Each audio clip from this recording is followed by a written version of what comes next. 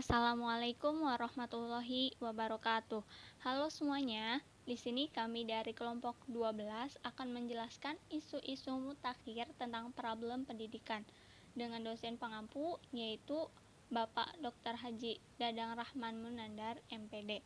Kami dari mahasiswa Universitas Singapura Bangsa Karawang, Fakultas Keguruan dan Ilmu Pendidikan, Program Studi Pendidikan Matematika.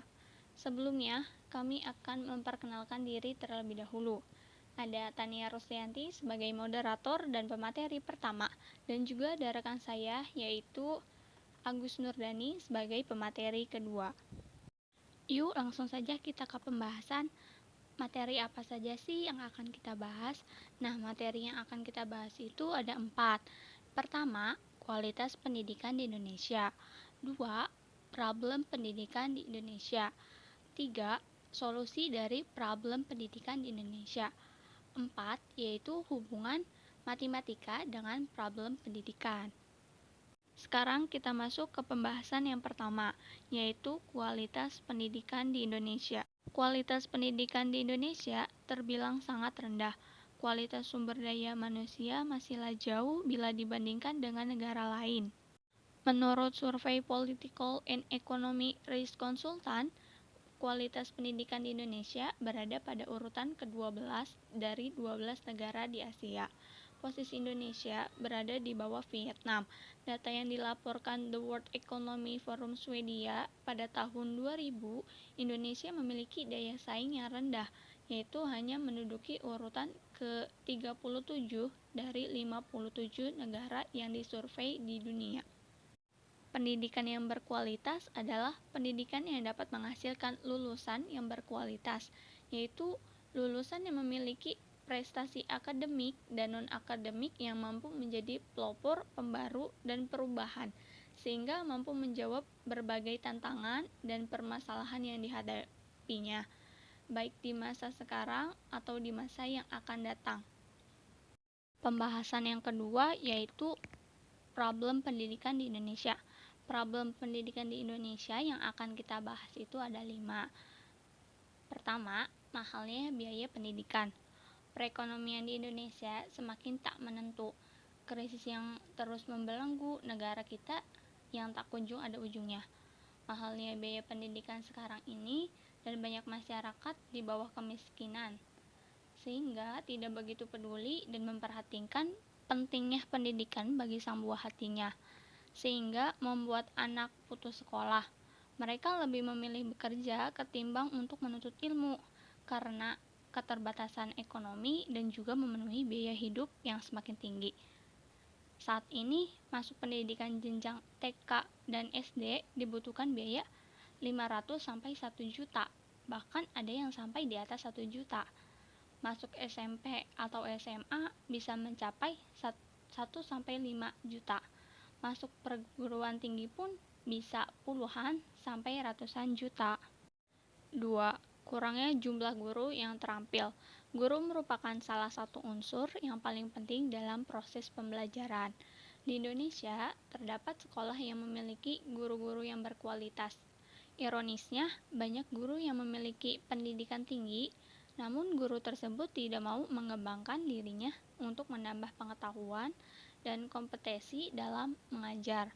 Dampak dari guru yang tidak terampil terhadap pendidikan adalah banyaknya murid yang malas dan bosan, tidak peduli dengan tugas mata pelajaran yang diberikan, sehingga hilangnya semangat belajar dan menurunnya nilai. Iya, terima kasih Tania yang telah memaparkan materinya dengan sangat baik. Sekarang biarkan saya sebagai pemateri kedua yang melanjutkan materi yang akan kita bahas ini. Jika berbicara tentang permasalahan pendidikan di Indonesia, selain yang dibicarakan Tania tadi, ada juga hal lain yang sangat penting, yaitu kurangnya infrastruktur yang memadai. Kurangnya fasilitas juga berpengaruh penting untuk kegiatan belajar mengajar di sekolah. Banyak peserta didik yang tidak nyaman dikarenakan fasilitas yang kurang memadai, semisalnya bangku dan meja yang rusak, atap sekolah bocor, dan lain-lain. Hal ini akan menghambat proses belajar mengajar. Sekolah ibarat seperti rumah, sehingga harus memiliki fasilitas yang memadai sehingga menimbulkan rasa nyaman dan semangat yang tinggi. Pada zaman modern saat ini, kemajuan teknologi sudah berkembang sangat pesat. Sekarang peserta didik sudah belajar menggunakan digital. Mungkin hanya kalangan tertentu saja yang sedangkan peserta didik yang berasal dari keluarga yang tidak mampu belum bisa menggunakannya. Yang selanjutnya atau yang nomor 4 adalah pembelajaran secara daring atau pembelajaran jarak jauh.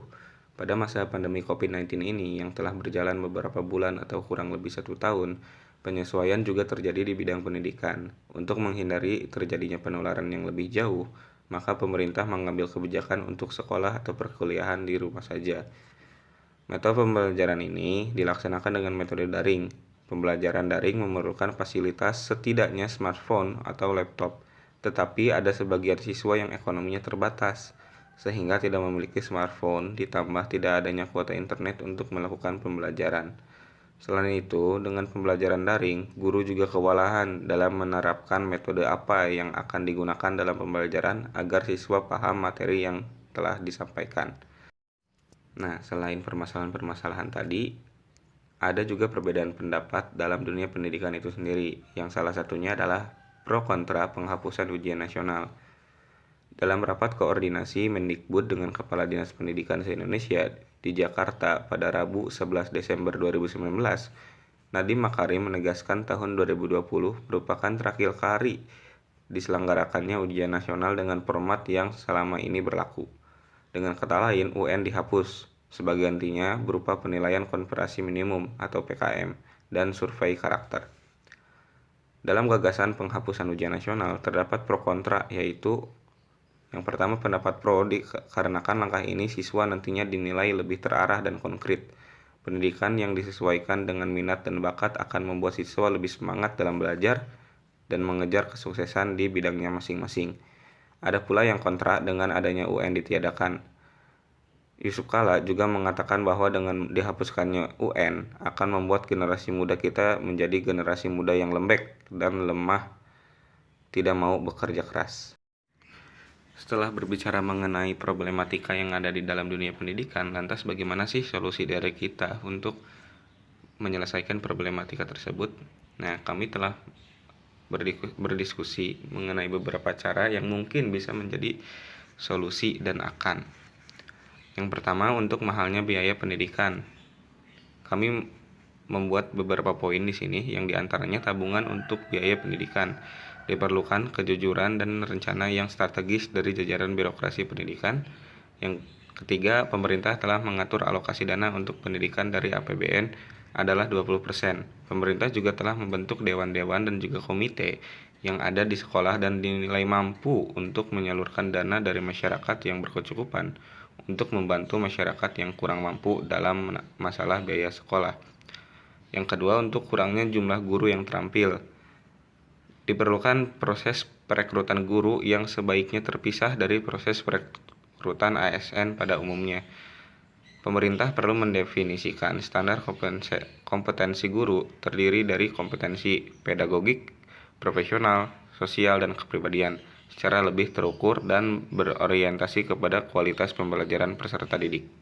Infrastruktur pendidikan yang kurang dan tidak memadai, pembangunan infrastruktur secara merata, pembagian buku secara gratis, peningkatan akses menuju sekolah, pembelajaran secara daring atau PJJ, memberikan fasilitas kepada masyarakat khususnya siswa dan guru dapat mengakses informasi melalui media daring dengan mudah, dapat menggunakan konten belajar seperti Kelas Pintar, Zenius, Ruang Guru, YouTube, dan Kuiper School, dan platform-platform belajar lainnya.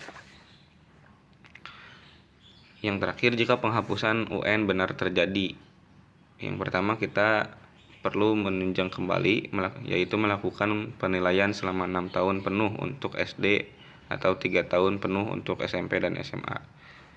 Jadikan visi pendidikan dalam kurikulum sebagai acuan. Jadikan proses pembelajaran di sekolah sebagai tempat untuk mengidentifikasi potensi anak. Lantas apa sih hubungan matematika dengan problematika pendidikan tadi? Matematika itu merupakan ilmu yang menggunakan kreativitas dan imajinasi. Dengan adanya isu-isu tersebut, matematika bisa menjadi salah satu pembelajaran yang kena imbasnya. Karena adanya guru yang tidak terampil dalam menyampaikan materi, atau mungkin tidak menarik dalam penyampaiannya, maka jumlah siswa yang tidak menyukai matematika pun akan bertambah banyak. Terima kasih atas perhatiannya. Barangkali berikut yang dapat kelompok kami sampaikan. Kami memohon maaf yang sebesar-besarnya jika terdapat kesalahan kata atau kata yang dapat menyinggung suatu pihak. Billahi taufiq wal hidayah. Assalamualaikum warahmatullahi wabarakatuh.